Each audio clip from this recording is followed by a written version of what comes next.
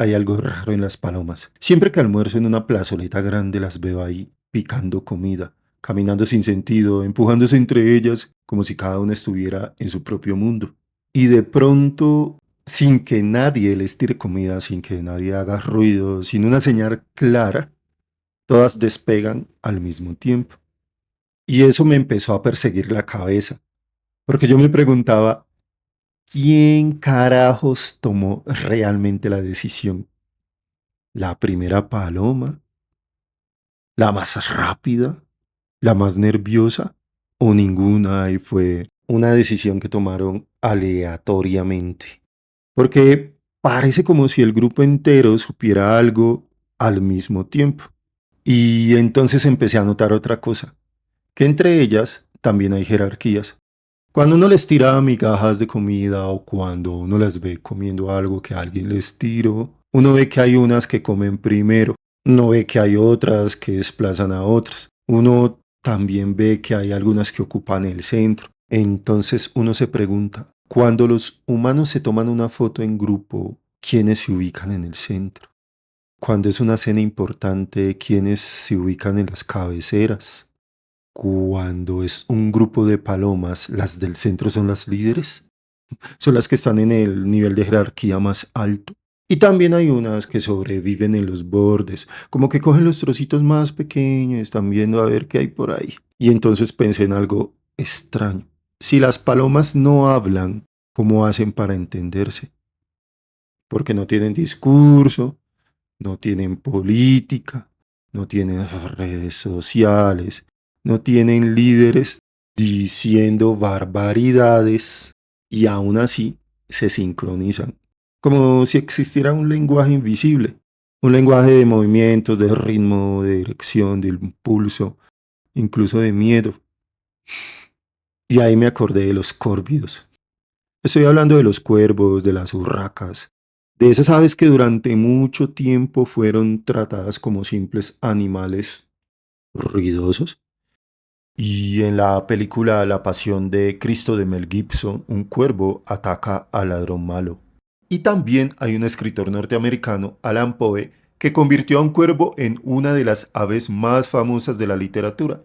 El animal se posa sobre una ventana y desde allí atormenta a un hombre durante toda la noche, repitiendo la misma palabra una y otra vez, como hacen algunas ideas, como hacen algunos miedos, como hacen las bandadas cuando encuentran dónde quedarse.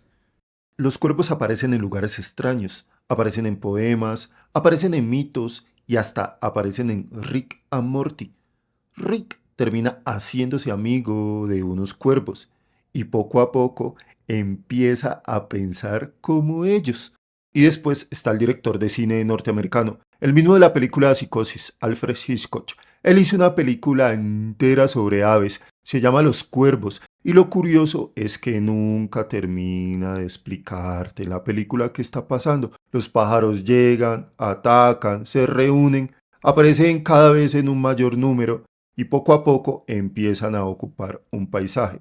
Los techos, los cables, las ventanas, hasta que llega un momento en que ya no sabes si le tienes miedo a las aves o a lo que tu imaginación está haciendo con ellas.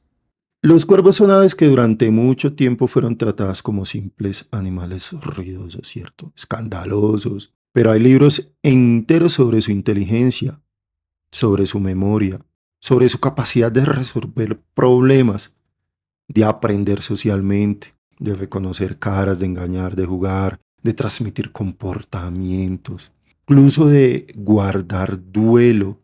Y también tienen fama de ser muy leales. Y aunque una paloma no es un cuerpo, la pregunta sigue viva. ¿Qué tanto entiende un ave del grupo al que pertenece? ¿Qué tanto lee en el cuerpo de las otras? Si ve que otra es más flaquita y más débil, por eso la ataca. ¿Mm? ¿Qué señales alcanza a captar antes de que nosotros veamos algo? Porque sí, porque tal vez el problema es que los humanos nos creemos superiores y llamamos inteligencia solo a lo que se parece a nuestra forma de pensar. pero es que allá afuera hay otros cerebros, otros cuerpos, otras formas de decidir. Y eso también pasa con nosotros. Hay algo parecido que yo siempre veo cuando cruzo un semáforo. A veces el semáforo todavía está rojo y la gente está ahí esperando, ¿sí o qué? Pero hay alguien que hace la mague de cruzar. Solo un pequeño movimiento. Y detrás de él arranca otro. Y otro. Y otro. Nadie verificó realmente. Nadie miró bien. Simplemente siguieron el movimiento del primero. Y eso me dio duro porque empecé a pensar otra vez. ¿Cuántas decisiones humanas también funcionan así?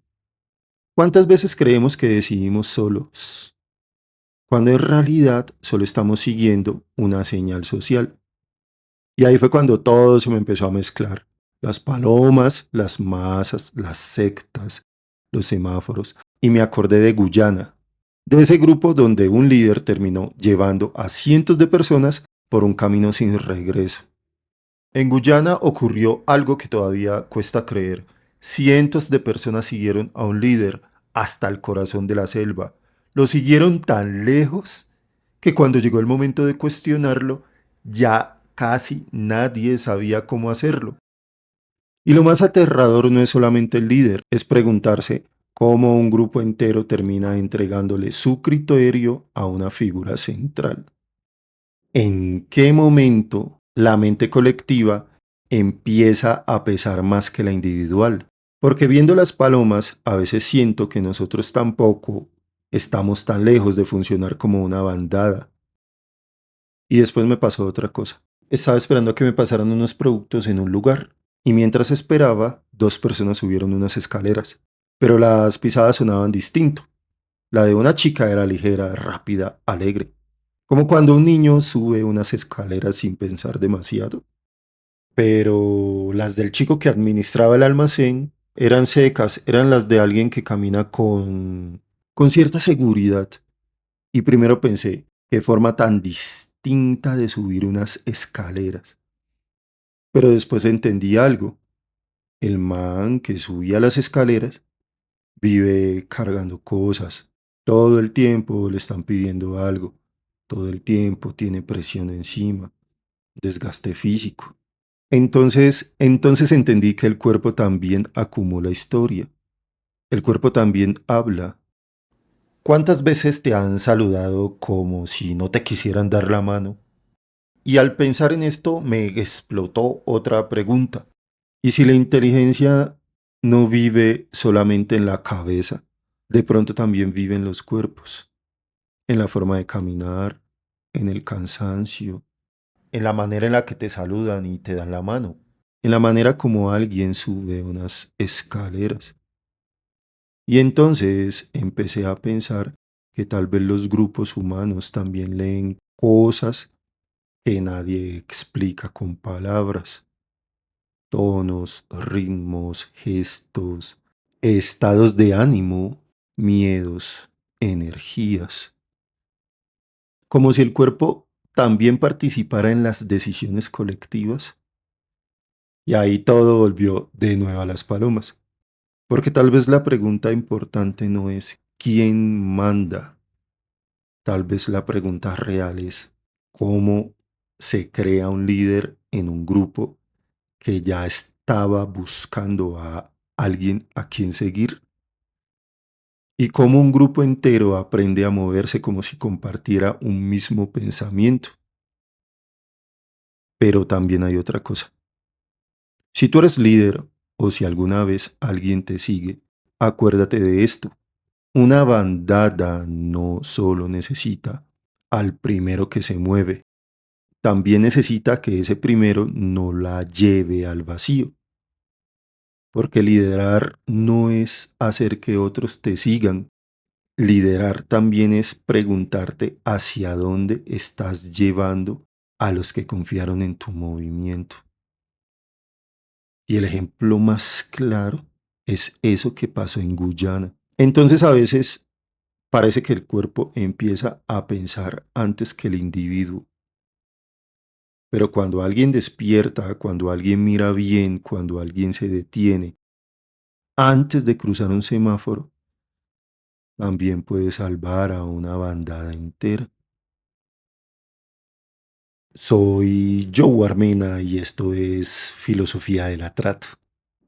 Y hoy no vine a explicarte filosofía, vine a contarte un mundo.